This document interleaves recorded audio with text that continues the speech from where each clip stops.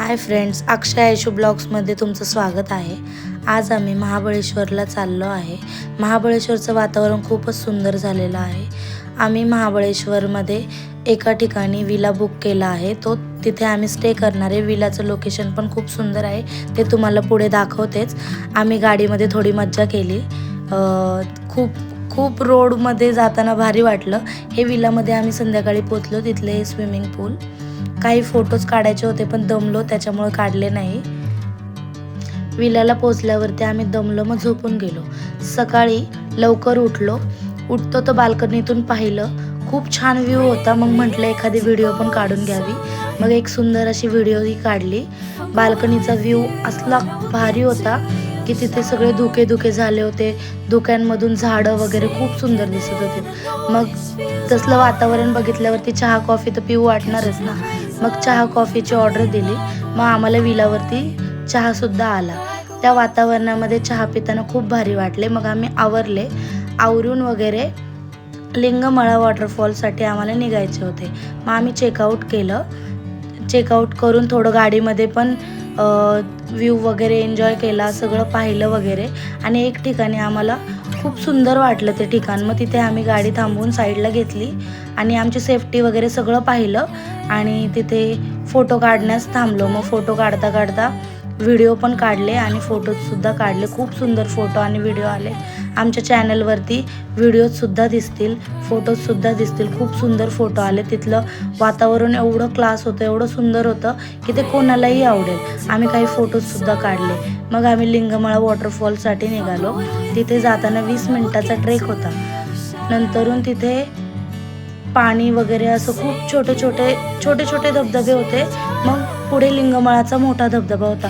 ते पाहत जाताना खूप भारी वाटत होते। खूप सुंदर झाडं वगैरे खूप छान होतं। नेचरमध्ये आल्यासारखं वाटत होतं। महाबळेश्वर हे ठिकाण खूपच छान आहे आणि तेथील ते लिंगमळा असे छोटे झरे पण तिथे फुटलेले होते। खूप सुंदर होते। लिंगमळा वॉटरफॉल इतका सुंदर होता की तेथे धूर कसा निघतो तसं पाणी दिसत होतं।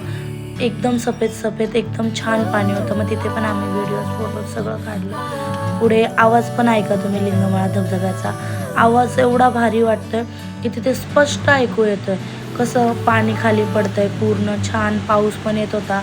पावसात आम्ही भिजत होतो। पाण्याचा आवाज ऐका।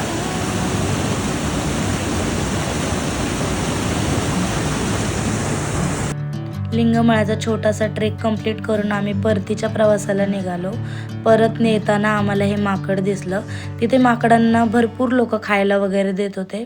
शांत होते हे माकड, एवढं काही त्यांनी त्रास नाही दिला माणसांना। परत येताना हे छोटंसं पाण्याचं हे दिसलं। सुंदर स्वच्छ पाणी होतं। इतकं स्वच्छ होतं की छान, बघताना खूपच भारी वाटत होतं। आता आम्ही मॅप्रो गार्डनसाठी निघालो। तिथून मॅप्रो गार्डनला आम्ही थोडाच वेळ थांबणार आहे, कारण की अक्षयला जॉबला पण जायचं आहे, त्याच्यामुळे आमच्याकडे वेळ कमी आहे। तिथे एक तलाव होता, त्याच्यामध्ये सुंदर रंगीबेरंगी मासे सोडले होते त्यांनी। ते मासे खरंच खूप छान होते आणि खूप मासे आहेत। आणि तिथे फाउंटनसुद्धा होता मॅप्रोचा। आणि मॅप्रोमध्ये आम्ही गेम्स वगैरे खेळलो, पण ते गेम्स खेळताना पाऊस येत होता म्हणून व्हिडिओ काढायला जमली नाही। मग आम्ही परत पुण्याला यायला निघालो। पुण्याला येता खूपच भारी पाऊस वगैरे येत होता। मग सगळेच दमलो होते, सगळेजण झोपून गेले।